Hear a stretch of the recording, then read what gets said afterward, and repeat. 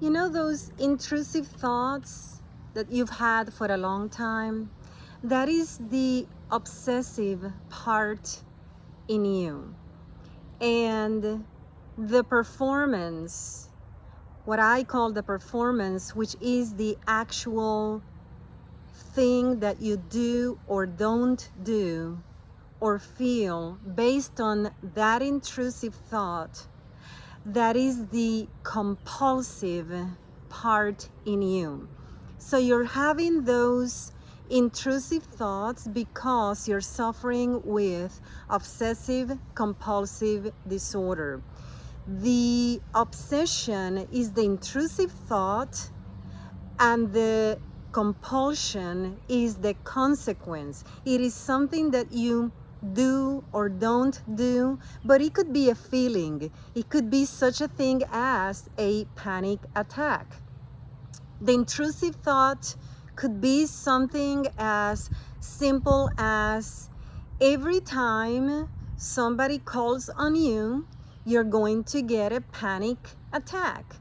And so as a consequence, every time somebody calls on you, you get a panic attack. You begin to feel the symptoms of that panic attack.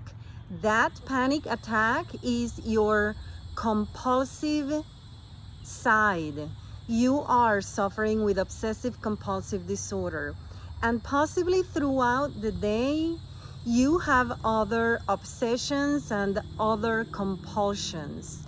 And the thing is, you have to learn to cut those strings, cut those ties between your mind and the consequence. So that, for instance, every time that your mind tells you that when someone calls on you, you have to get a panic attack, you tell your mind, no, I am not going to get a panic attack. I'm going to ignore you.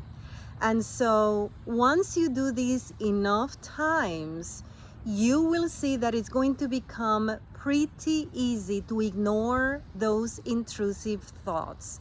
Thoughts are so abstract that it is next to impossible, right, to deal with them because they're so abstract. I mean, they just come and go as they please, but you don't have to perform for it. The performance or the consequence or that compulsion that you have, that desire to please your mind, is a pattern that you have created yourself. You allowed your mind for the longest time to have those strings on you.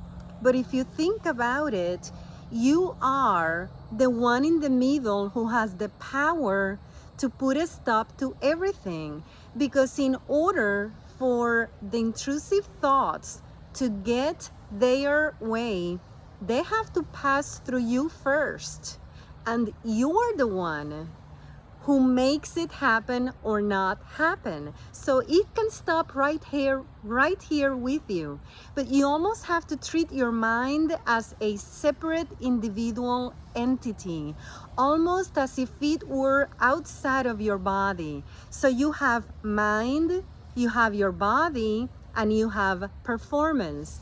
In order for there to be a connection between the intrusive thought or the obsession and the compulsion or the panic attack or whatever consequence here, it has to go through you. You are the one in the middle. You can stop it. But for the longest time, you have given your intrusive thoughts permission to go through you and to get their way. And so you perform, just like a circus seal, right? You don't have to perform. Just because your intrusive thought tells you to hop on one leg every time you hear a bird sing, doesn't mean you have to perform. You can turn around and say, no, I am not going to perform for you. I am not going to hop on one leg just because I hear the birds singing. And this is a very ludicrous example, but I am trying to make a point here. The obsession, the intrusive thought, can be just about anything. It could be something as silly as every time you hear a thunder, you're gonna run for cover.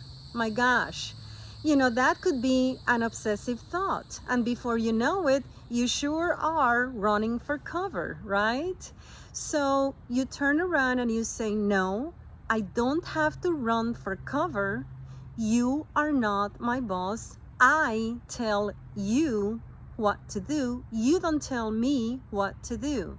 And throughout the day, you're going to have these intrusive thoughts about different things, whatever your intrusive thought is. I mean, everybody's different. And when you have PTSD or CPTSD, your intrusive thought is going to be different from mine, okay? But we both have the same obsession and we're both having the same compulsions. We have this compulsion, the desire, the eagerness to please this thought. And that's how you learn to get rid of those intrusive thoughts.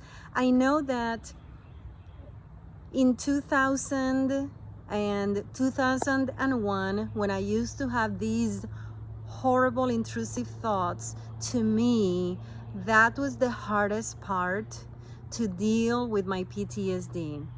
I could deal with just about anything, all the symptoms, but I couldn't deal with those intrusive thoughts because, at least in my situation, they were all day long, all night, all day, mid-afternoon, in the evening, and they just wouldn't stop.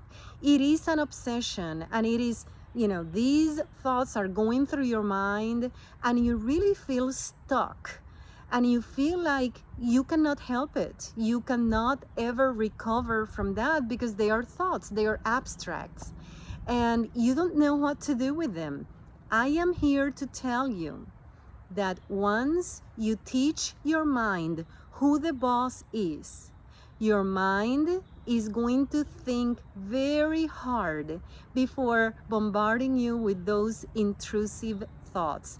I know it sounds goofy and silly, but try it. Every single day, you have to fight those intrusive thoughts.